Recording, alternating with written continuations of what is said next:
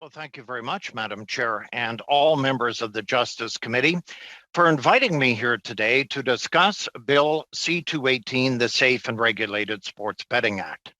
This important piece of legislation seeks to make a rather simple change to the criminal code to remove the long-standing restriction against betting on single sport events, fights, and races.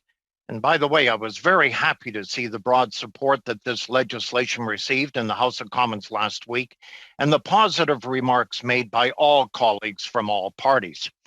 Single event sports betting already takes place in this country, and it is a massive industry. According to some estimates, the single event sport betting industry is worth $14 billion per year. Unfortunately, due to the fact that it is banned under the criminal code, this betting all takes place through offshore betting websites and black market bookmakers, most of whom have ties to criminal organizations like the Hells Angels. This in and of itself spawns a variety of problems. First of all, the fact that single event betting remains prohibited means that the provinces, which are typically responsible for management of lottery and betting systems, are totally unable to regulate this industry. As such, none of these websites or bookmakers are subject to any regulation or taxes. By not being subject to regulation or government oversight, these websites have no consumer protection requirements, aren't required to maintain or support problem gambling programs, don't reinvest or spur any further economic activity in the communities that they generate their profits from. This means that all of the profits from such wagers go straight into the pockets of foreign website operators and criminals.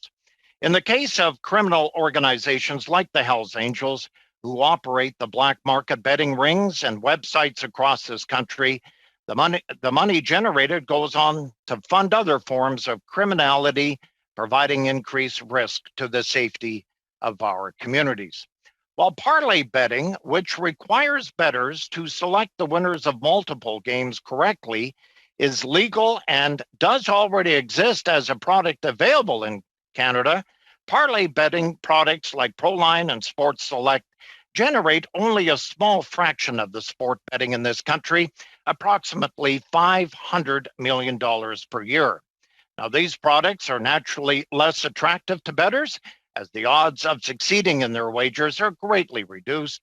So they seek avenues to bet on single events and go toward avenues that most bettors don't realize are actually restricted in this country.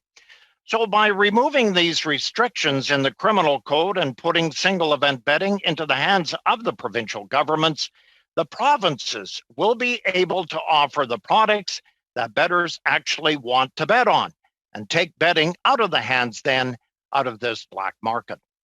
Organizations like the Western Canada Lottery Corporation, Lotto Quebec, Ontario Lottery and Gaming, and others that the governments might entrust with these products have experience in these industries and are highly regulated to ensure consumers are well protected.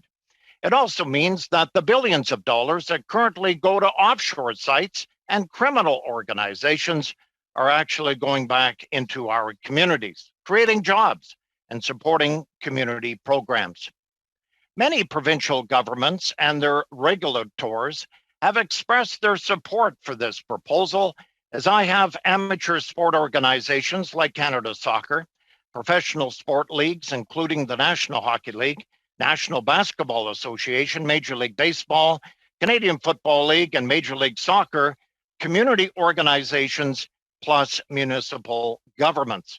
In closing, Madam Speaker, the legalization of single event sport betting provides a much needed opportunity to tackle illegal gambling in this country and create new opportunities for economic development and new avenues for a variety of sectors, especially given the difficult times that we find ourselves in. Bill C-218 has widespread support both in the House and across this country.